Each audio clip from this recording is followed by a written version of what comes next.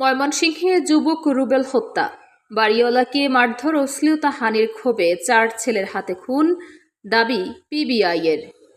ময়মনসিংহ নগরের একটি ভাড়া বাসায় যুবক রাজীব আহমেদ রুবেল হত্যাকাণ্ডের রহস্য উদ্ঘাটনের দাবি করেছে police bureau of investigation PBI. এ ঘটনায় বাড়িওয়ালার 4 ছেলেকে গ্রেপ্তার করা হয়েছে। গ্রেপ্তারকৃতরা হলেন রহমত, জনি, রকি ও ইমরাজ। ময়মনসিংহ জেলা পিবিআইয়ের পুলিশ সুপার মোহাম্মদ মিজানুর রহমান জানান, প্রায় 1 মাস আগে রুবেল ওই বাসায় একটি কক্ষ ভাড়া নেন। অভিযোগ অনুযায়ী সেখানে তিনি বিভিন্ন ব্যক্তিকে নিয়ে আড্ডা দিতেন এবং মাদক সেবন করতেন। এসব কারণে বাড়ির মালিক তাকে পরবর্তী মাস থেকে বাসা ছেড়ে দিতে বলেন, তবে তিনি বাসা ছাড়তে অস্বীকৃতি জানান।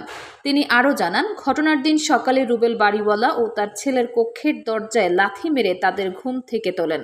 পরে উভয় পক্ষের মধ্যে বাকবিতণ্ডা শুরু হয়। এক পর্যায়ে রুবেল বাড়িওয়ালাকে মারধর ও শ্লীলতাহানি করেন বলে তদন্তে উঠে এসেছে। পুলিশ সুপার মোহাম্মদ মিজানুর রহমানের ভাষ্য অনুযায়ী ওই ঘটনার জেরে ক্ষুব্ধ হয়ে বাড়িওয়ালার 4 ছেলে পরিকল্পনা করে একটি চাইনিজ কুড়াল দিয়ে রুবেলের গলায় আঘাত করে হত্যা করে। পরে তারা ঘটনাস্থল থেকে পালিয়ে যায়। তদন্তের মাধ্যমে হত্যার রহস্য উদ্ঘাটন করে 4 জনকেই গ্রেপ্তার করা হয়েছে। এ ঘটনায় নিহত রুবেলের বাবা বাদী হয়ে বাড়ির মালিক, তার 3 ছেলে সহ 11 জনের নাম উল্লেখ করে এবং অজ্ঞাতনামা আরও 3 থেকে 4 জনকে আসামি করে হত্যা মামলা দায়ের করেন।